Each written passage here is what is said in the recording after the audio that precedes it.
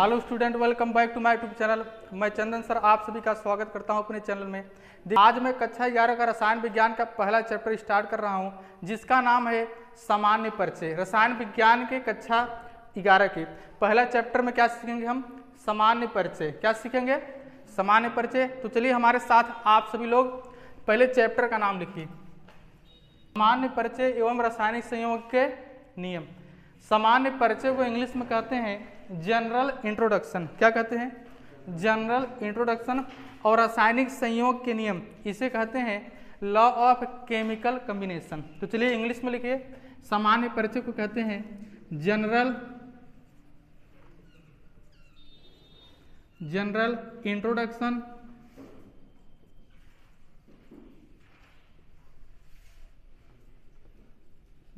Introduction and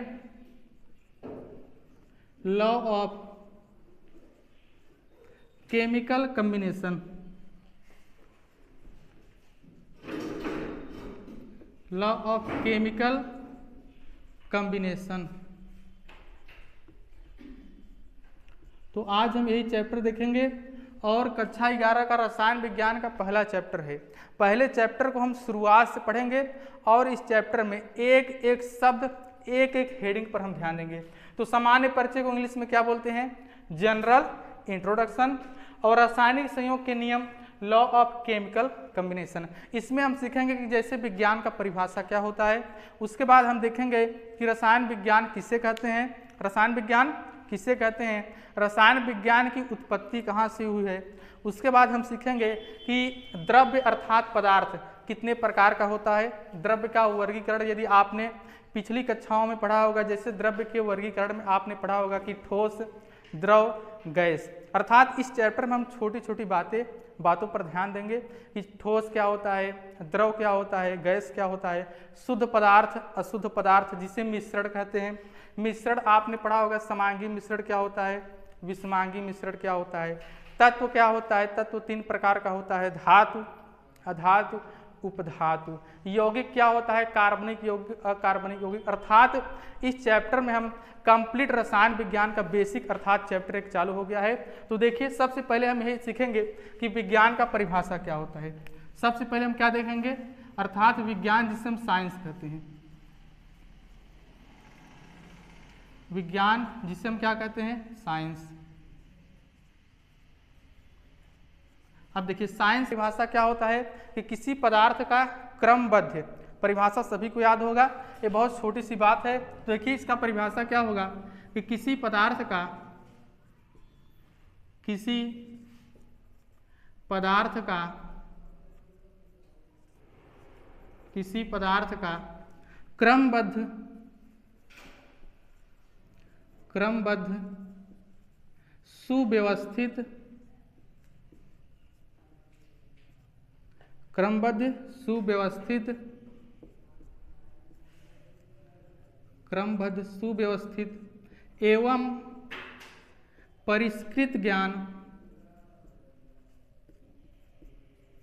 एवं परिष्कृत ज्ञान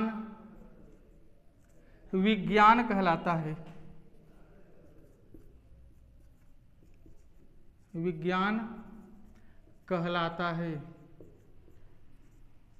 तो यदि आपसे पूछा जाए, आपके स्कूल में पूछा जाता है, आपसे स्कूल के टीचर पूछते हैं कि विज्ञान का परिभाषा क्या होता है। क्या पूछते हैं कि विज्ञान का परिभाषा क्या होता है? आप सभी को बस यही बताना है विज्ञान का सबसे छोटा परिभाषा और दुनिया का सबसे अच्छा और रियल परिभाषा है कि किसी पदार्थ का क्रमबद्ध, सुव्यवस्थित एवं परिष्कृत ज्ञान विज्ञान कहलाता है।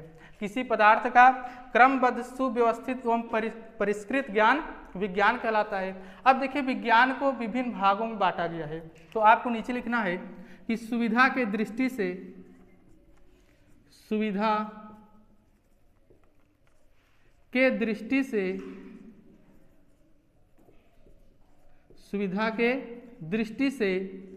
विज्ञान को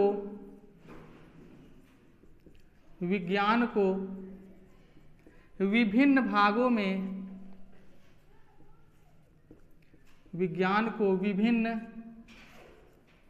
भागों में बांटा गया है, विभिन्न भागों में बांटा गया है, जिसके कुछ प्रमुख भाग निम्नलिखित हैं, जिसके कुछ प्रमुख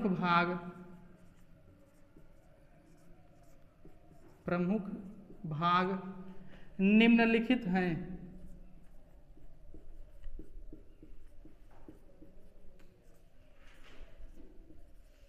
अब देखिए, क्योंकि आपको स्कूल में इसका परिभाषा पूछा जाता है, पेपर में परिभाषा कभी नहीं आता है कि विज्ञान का परिभाषा क्या होता है, तो परिभाषा आपको याद करना है। उसके बाद सुविधा के दृष्टि से विज्ञान को विभिन्न भागों में बांटा गया है। उसके बाद नीचे लिखा गया है कि जिसके कुछ प्रमुख भाग, अर्थात विज्ञान का शाखा, विज्ञान का भाग बहुत सारा होता है, विज्ञान को विभिन्न भागों में बांटा गया है, लेकिन हम यहाँ पर लिखा गया है कि जिसके कुछ प्रमुख भाग हैं, अर्थात हम जो प्रमुख भाग है बस उसी के बारे में जानेंगे। जैसे विज्ञान का कुछ प्रमुख भाग क्या है, जैसे पहला नंबर आता है जिसका नाम रखा गया है भूविज्ञान। क्या रखा गया है? भूविज्ञान। भू का मतलब होता है भूमि अर्थात पृथ्वी, तो पहला नंबर होता है भूविज्ञान। अर्थात हम जब पृथ्वी अर्थात मिट्टी के बारे में, जैसे मिट्टी हो गया, मृदा जिसे कहते हैं, मिट्टी को हम क्या कहते हैं? मृदा। जब हम मृदा के बारे में अध्ययन करते हैं तो उसका नाम रखा जाता है भूविज्ञान। क्या रखा जाता है? भूविज्ञान। और भूविज्ञान को इंग्लिश में कहते हैं जियोलॉजी। क्या कहते हैं? जियोलॉजी का मतलब होता है भूविज्ञान। जियोलॉजी का मतलब क्या होता है? भूविज्ञान। और दूसरा नंबर जो होता है, दूसरा भाग बांटा गया है जिसका नाम रखा गया है खगोल विज्ञान। जब हम जैसे आकाशीय पिंडों का मतलब जैसे सूर्य, चंद्रमा, तारे, ग्रह, जब उसका हम अध्ययन करते हैं उसी को क्या कहते हैं? खगोल विज्ञान। क्या कहते हैं?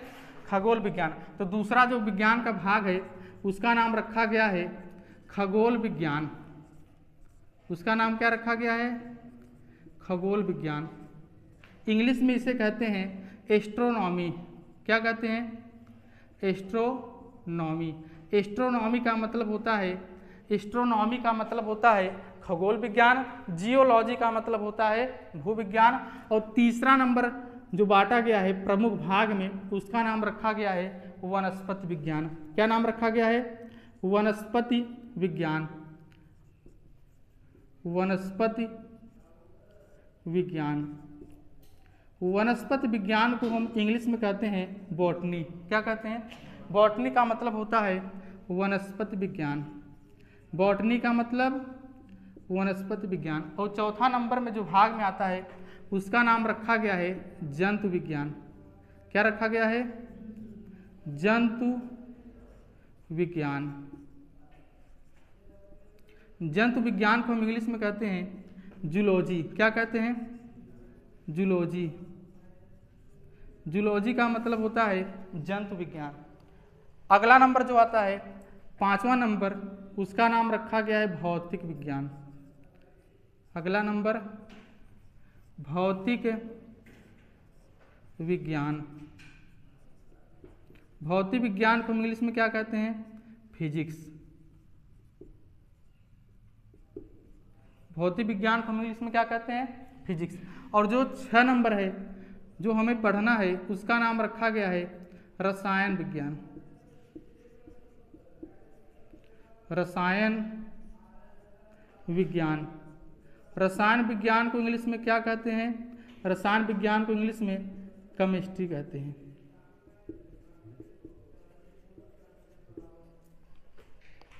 तो चलिए, यहाँ पर विज्ञान का परिभाषा हो गया कि किसी पदार्थ का क्रमबद्ध, सुव्यवस्थित एवं परिष्कृत ज्ञान विज्ञान कहलाता है। सुविधा के दृष्टि से विज्ञान को विभिन्न भागों में बांटा गया है। लिखा गया है कि जिसके कुछ प्रमुख भाग हैं, अर्थात विज्ञान को बहुत भागों में बांटा गया है, लेकिन हम कुछ प्रमुख भाग ही देखेंगे। जैसे भूविज्ञान को इंग्लिश में कहते हैं जियोलॉजी। क्या कहते हैं? जियोलॉजी का मतलब हो गया भूविज्ञान।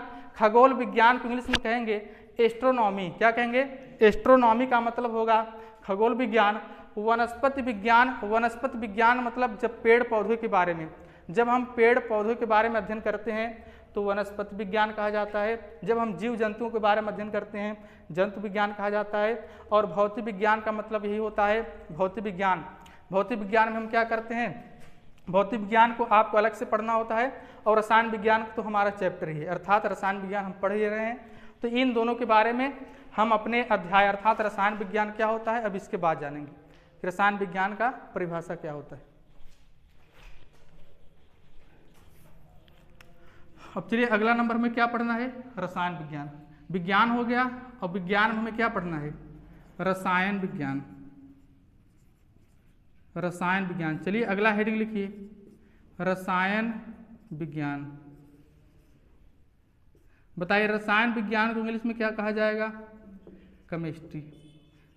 अब आपसे पूछा जाएगा क्लास में कि रसायन विज्ञान का परिभाषा क्या होता है, तो आपको बताना है कि विज्ञान की वह शाखा,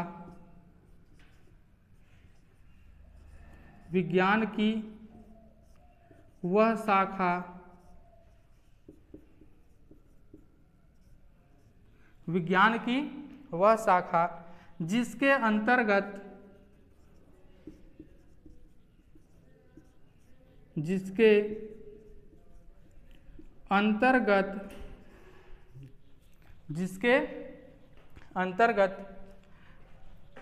द्रव्य के गुणों कामा संरचना कामा संघटन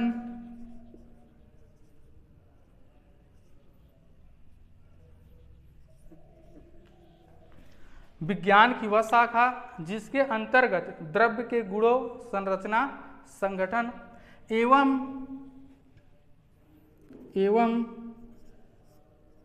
द्रव्य के रासायनिक क्रियाओं का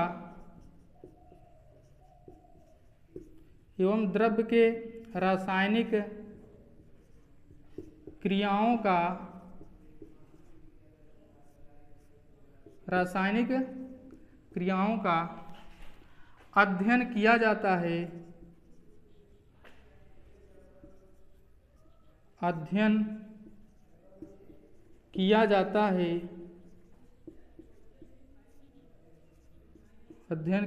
है, रसायन विज्ञान कहलाता है।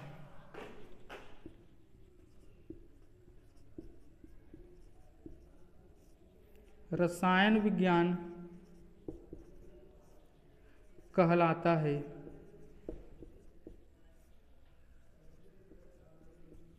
तो देखिए इसमें ज़्यादा समझना नहीं है क्योंकि हमें 3 से 4 महीने में पूरा रसायन विज्ञान का कोर्स पढ़ना है। बस परिभाषा है, इसमें बस यही सीखना है। आपसे पूछा जाएगा कि रसायन विज्ञान किसे कहते हैं, आपको क्लास में बताना है कि विज्ञान की वह शाखा जिसके अंतर्गत द्रव्य या पदार्थ, द्रव्य और पदार्थ का एक ही अर्थ होता है, जिसके अंतर्गत द्रव्य के गुणों संरचना संगठन एवं द्रव्य के रासायनिक क्रियाओं का अध्ययन किया जाता है, रसायन विज्ञान कहलाता है। क्या कहलाता है, रसायन विज्ञान कहलाता है। विज्ञान की वह शाखा जिसके अंतर्गत द्रव्य के गुणों संरचना संगठन एवं द्रव्य के रासायनिक क्रियाओं का अध्ययन किया जाता है, रसायन विज्ञान कहा जाता है। अब देखिए रसायन विज्ञान की उत्पत्ति कहाँ से हुई है। रसायन विज्ञान की उत्पत्ति कहाँ से हुई आपको याद करना है। पहला नंबर कि रसायन विज्ञान, पहला नंबर आपको याद रखना है कि रसायन विज्ञान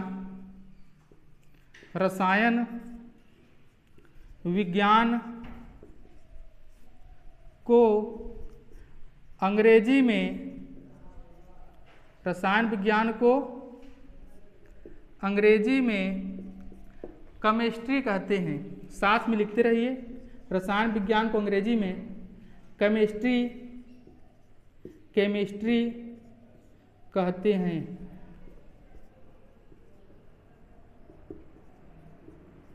रसायन विज्ञान को अंग्रेजी में केमिस्ट्री, क्या लिखना है, केमिस्ट्री कहते हैं। रसायन विज्ञान को अंग्रेजी में केमिस्ट्री कहते हैं, केमिस्ट्री कहते हैं, जिसकी उत्पत्ति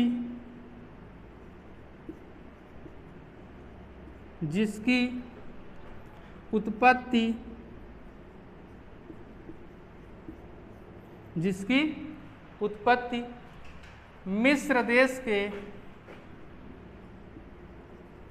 जिसकी उत्पत्ति मिस्र देश को इंग्लिश में कहते हैं इजिप्ट। इजिप्ट का मतलब क्या होता है? मिस्र को इंग्लिश में कहते हैं इजिप्ट, जिसकी उत्पत्ति मिस्र देश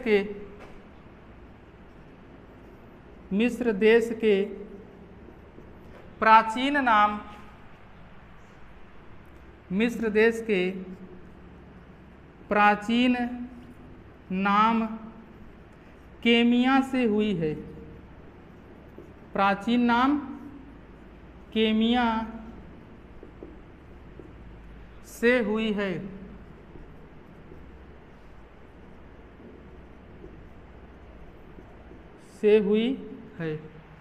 तो रसायन विज्ञान की उत्पत्ति कहाँ से हुई है? यदि आपसे पूछा जाए तो रसायन विज्ञान की उत्पत्ति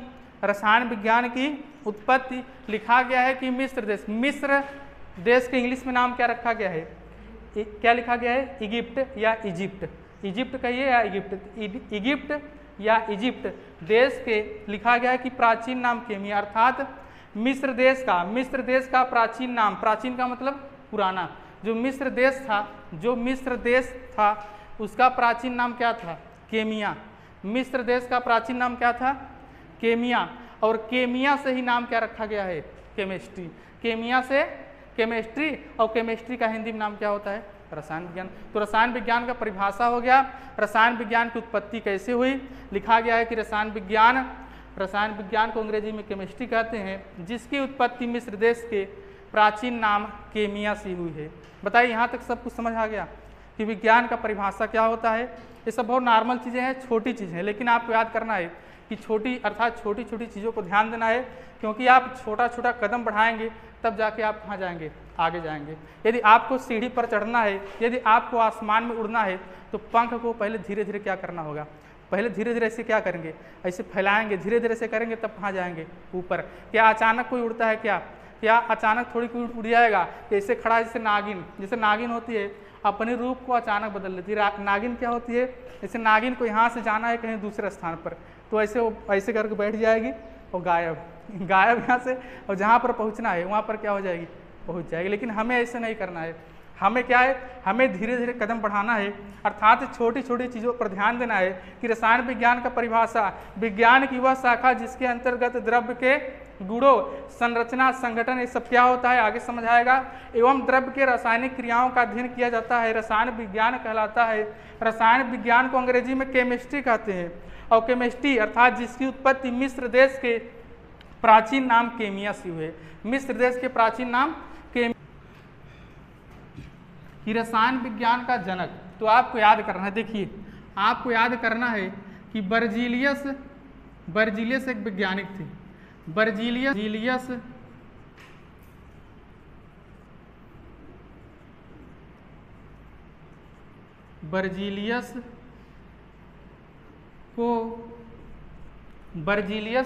को रसायन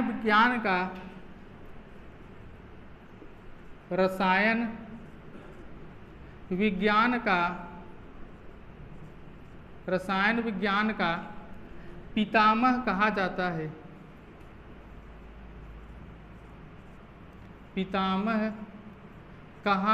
है। आपसे पूछा जाएगा, यदि आपसे क्लास में कोई टीचर पूछ ले, यदि आपसे क्लास में कोई मैडम या मैम पूछ ले कि रसायन विज्ञान का पितामह किसे कहा जाता है, रसायन विज्ञान का पितामह किसे कहा जाता है, आपको आंसर देना है कि मैडम जी रसायन विज्ञान का पितामह बर्जीलियस को कहा जाता है। किसे? बर्जीलियस। अब देखिए, रसायन विज्ञान का पितामह इसे इंग्लिश में कहते हैं ग्रैंड फादर। क्या कहते हैं? Grand father of chemistry. Grand father of chemistry. आपसे पूछा जाए कि ग्रैंड फादर ऑफ केमिस्ट्री किसे कहा जाता है, आपको बताना है बर्जीलियस। उत्तर में क्या देना है? बर्जीलियस। अगला नंबर आपसे पूछा जाएगा और आपको याद रखना है कि लेवासिये। क्या याद रखना है?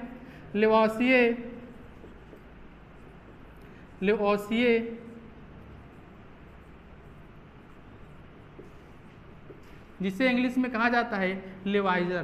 क्या कहते हैं? लेवाइजर अर्थात लेवोसिए। हिंदी में लिखा गया है, हिंदी में लिखा गया है लेवोसिए। क्या लिखा गया है? लेवोसिए को रसायन विज्ञान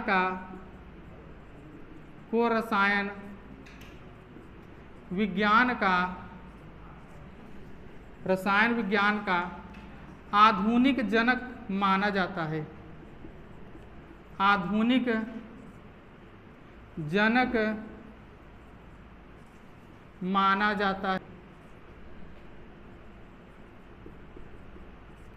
माना जाता है, आपसे पूछा जाएगा रसायन विज्ञान का जनक किसे कहा जाता है?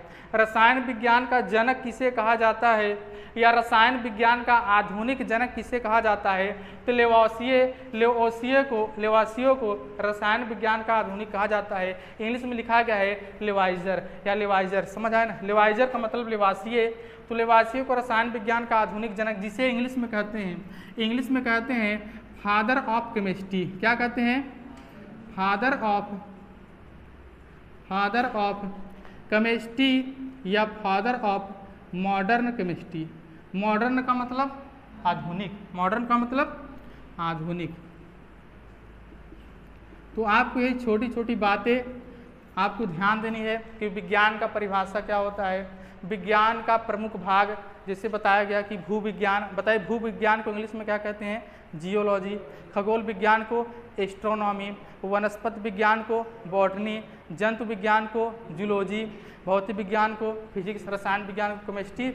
रसायन विज्ञान का परिभाषा हो गया विज्ञान की वह शाखा जिसके अंतर्गत बार बार बोलने से याद होता है द्रव्य के गुणों, संरचना, संगठन तथा द्रव्य के रासायनिक क्रियाओं का अध्ययन किया जाता है, रसायन विज्ञान कहा जाता है। रसायन विज्ञान को अंग्रेजी में केमिस्ट्री कहते हैं, जिसकी उत्पत्ति मिस्र अर्थात इजिप्ट देश के प्राचीन नाम केमिया से हुई है। उसके बाद बर्जीलियस को रसायन विज्ञान का पितामह है अर्थात ग्रैंड फादर ऑफ केमिस्ट्री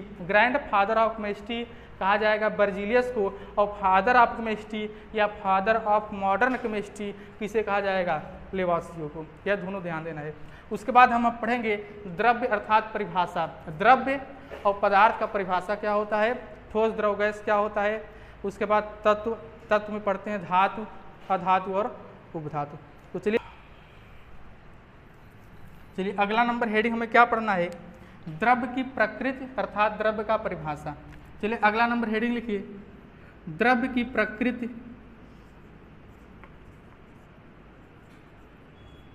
द्रव्य की प्रकृति, द्रव्य की प्रकृति एवं उसका वर्गीकरण।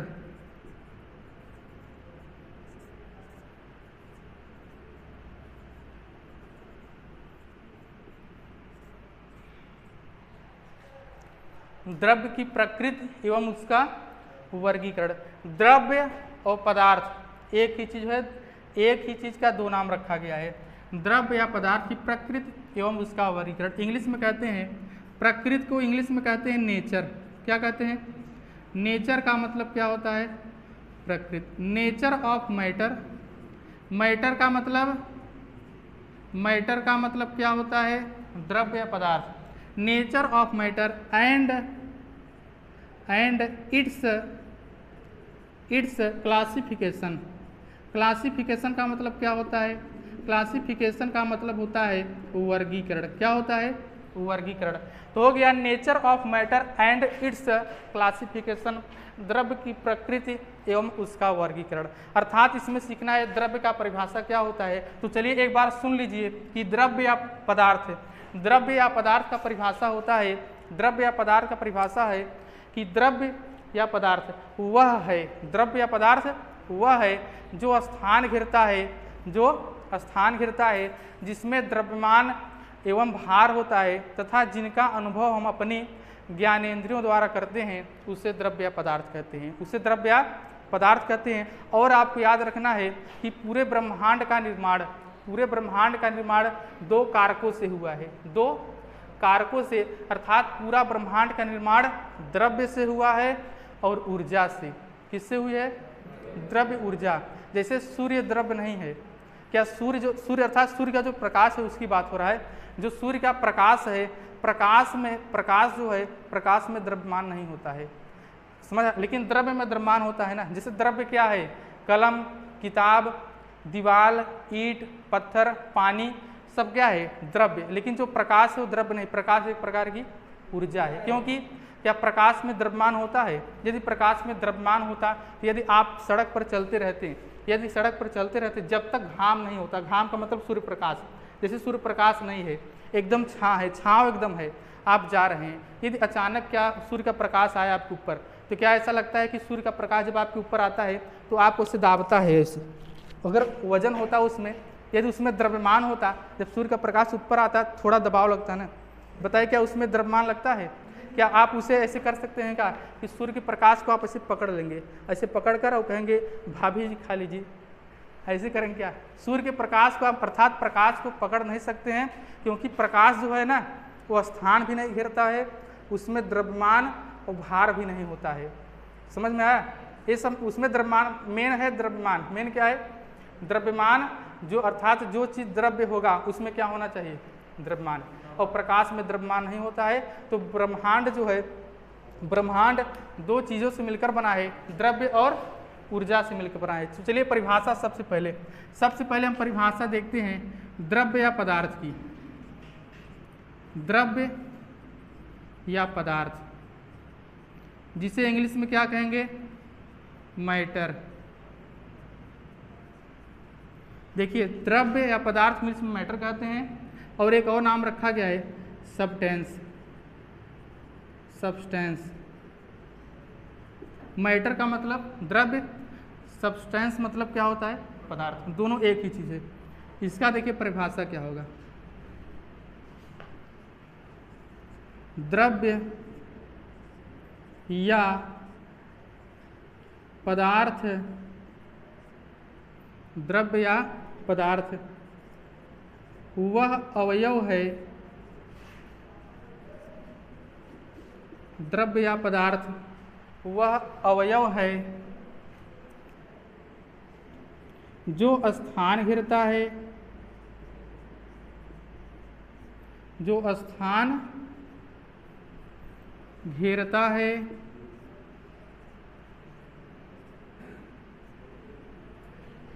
जिसमें द्रव्यमान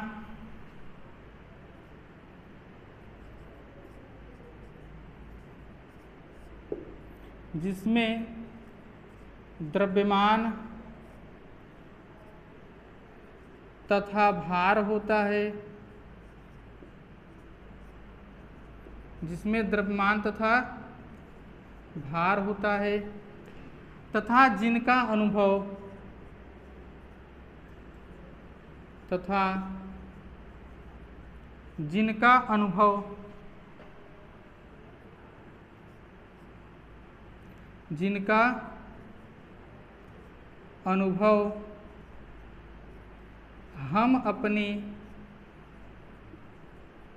हम अपनी ज्ञानेंद्रियों द्वारा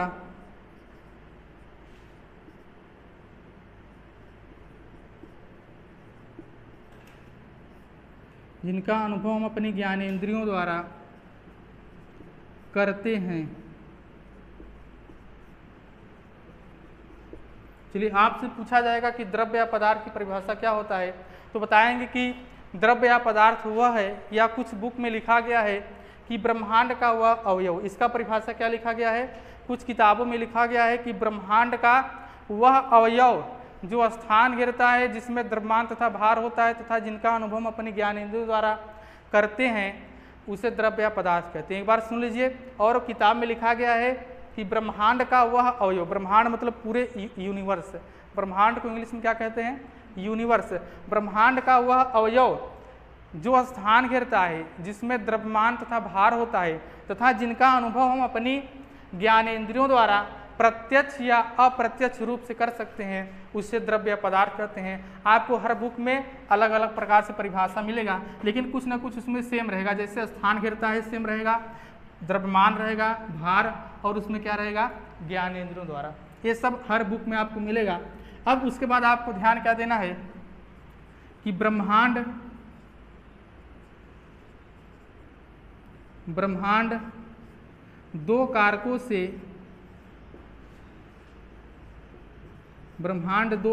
से मिलकर बना है।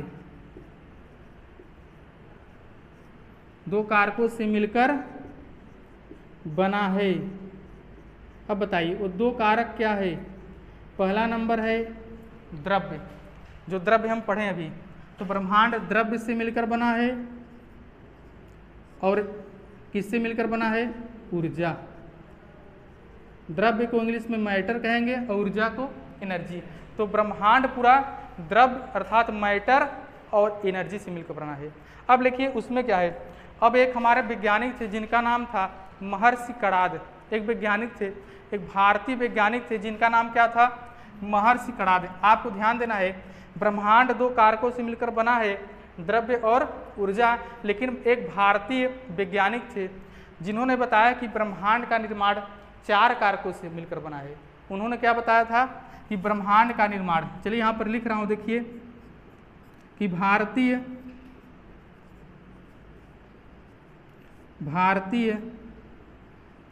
महर्षि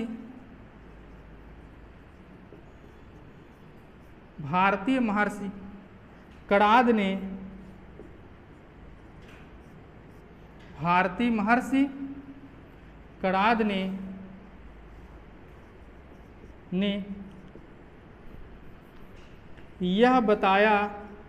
यह बताया कि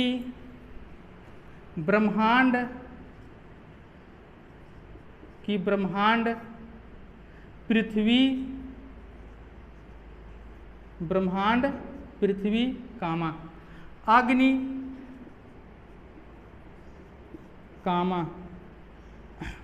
जल वायु। भारतीय महर्षि कणाद ने बताया कि ब्रह्मांड पृथ्वी अग्नि जल वायु से मिलकर बना है। तो यहाँ पर लिखा गया है कि ब्रह्मांड दो कारकों से मिलकर बना है। किससे मिलकर बना है?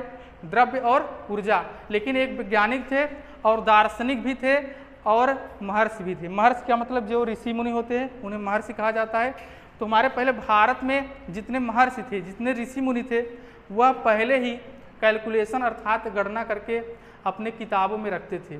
पहले से ही उन्होंने, अर्थात भारत के जितने भी ऋषि मुनि थे, महर्षि थे, उन्होंने पहले ही गणना कर लिया था कि पृथ्वी और सूर्य के बीच की दूरी कितनी है, चंद्रमा और पृथ्वी की दूरी कितनी है, अर्थात सभी ग्रह और पृथ्वी के बीच की दूरी कितनी है। सबसे पहले ही भारतीय महर्षि अपने किताबों में गणना करके लिख दिया था।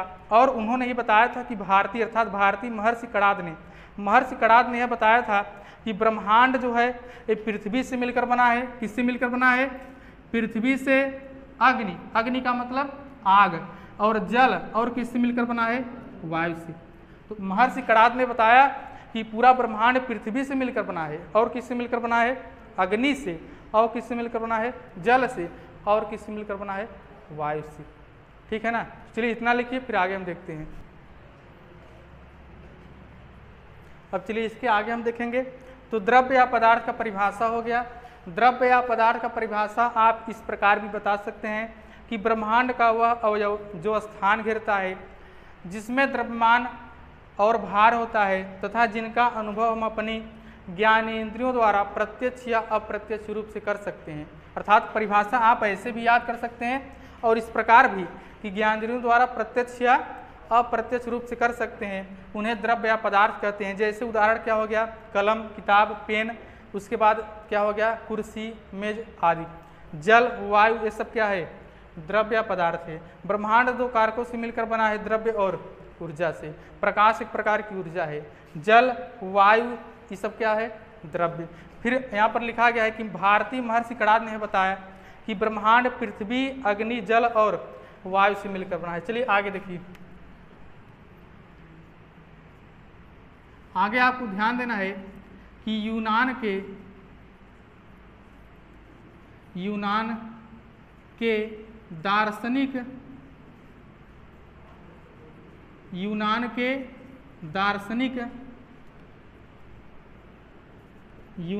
दार्शनिक डीमाक्रिटस, यूनान के दार्शनिक डीमाक्रिटस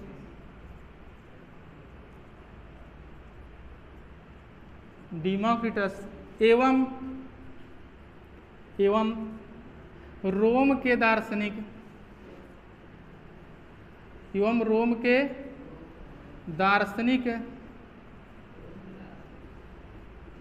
दार्शनिक का मतलब दार्शनिक उसे कहा जाता है, दार्शनिक को इंग्लिश में कहते हैं फिलोसफर या फिलोसफियर। फिलोसफियर का मतलब क्या होता है?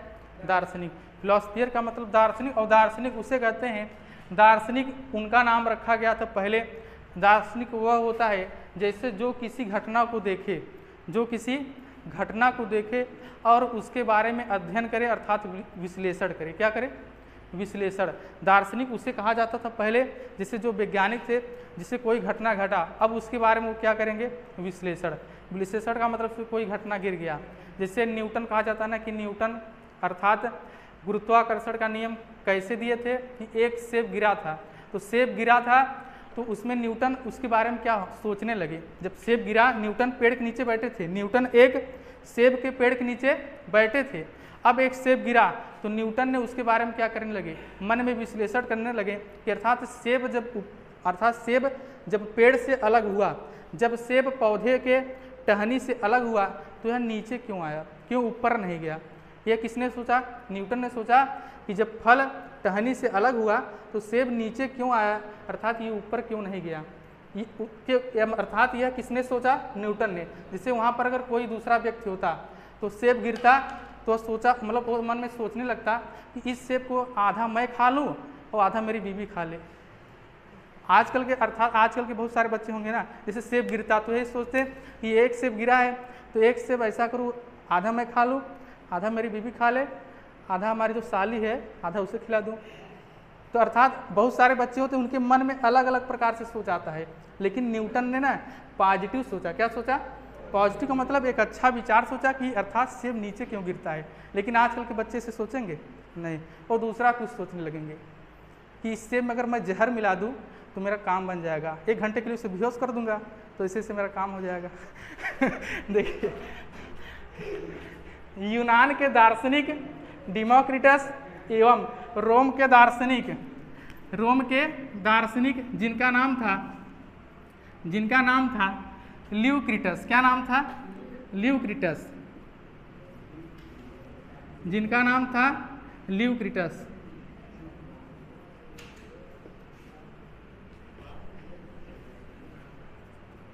तो यहाँ पर लिखा गया है कि यूनान के दार्शनिक डीमोक्रिटस एवं रोम के दार्शनिक का मतलब क्या होता है? जो कोई घटना के बारे में विश्लेषण करे और एक अच्छा विचार दे, जिनका विचार पूरी दुनिया और किताब में छापा जाए, उसे दार्शनिक कहते हैं। तो यूनान के दार्शनिक डीमोक्रिटस एवं रोम के दार्शनिक ल्यूक्रिटस ने यह विचार व्यक्त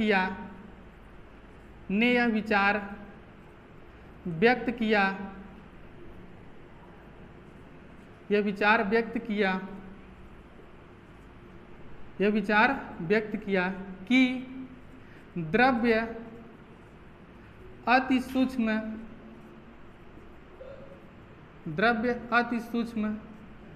अविभाज्य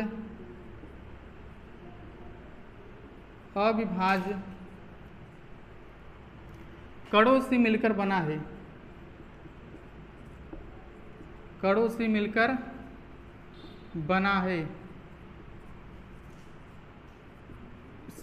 बना है, जिसे परमाणु कहते हैं।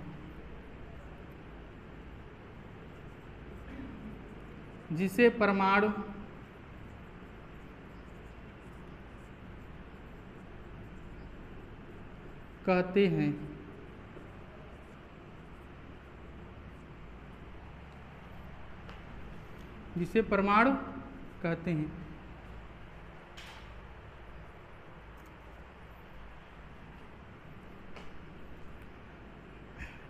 एटम का ग्रीक भाषा में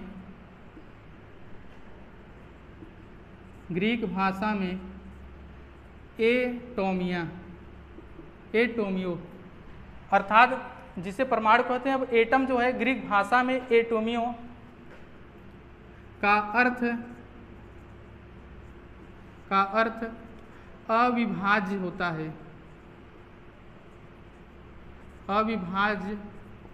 है। आपको धीरे धीरे समझ आएगा। जैसे देखिए यहाँ पर लिखा गया है कि यूनान के दार्शनिक डिमोक्रिटस एवं रोम के दार्शनिक ल्यूक्रिटस ने यह विचार किया कि द्रव्य अति सूक्ष्म अविभाज्य कणों से मिलकर बना है।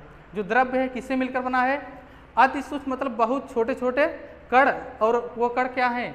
अविभाज्य। अविभाज्य का मतलब जिसे तोड़ा ना जा सके। यह किसने बताया था? यह डिमोक्रिटस और ल्यूक्रिटस। डिमोक्रिटस और ल्यूक्रिटस ने बताया कि द्रव्य छोटे छोटे कणों से मिलकर बना है जिसे तोड़ा नहीं जा सकता है।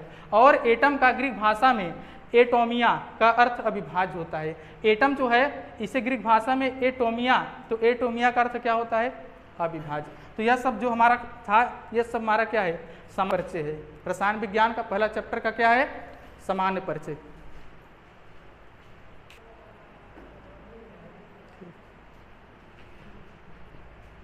तो अब हम इसके आगे पढ़ेंगे द्रव्य का वर्गीकरण। क्या पढ़ेंगे? द्रव्य का वर्गीकरण, जो हम अगली क्लास में अब देखेंगे कि द्रव्य कितने प्रकार का होता है, शुद्ध और अशुद्ध पदार्थ क्या होता है। तो चलिए इस क्लास में बस इतना ही। अब हम मिलेंगे अगली क्लास में।